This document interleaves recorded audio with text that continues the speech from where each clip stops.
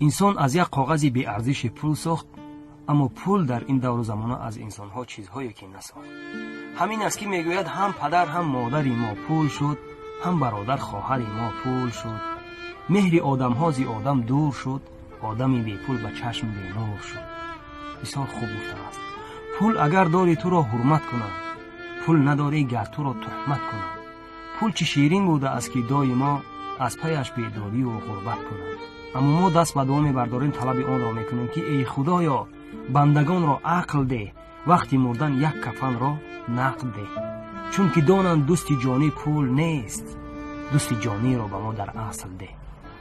برای آن نفرانی که اینقدر به مال دنیا دل بسته‌اند، یاد دو مصرع شعر است که میگوید پول دنیا دستگیرت نیست روزی ماجرا، مال و ملکت از سرت ماند دلی را پاس دار. السلام علیکم.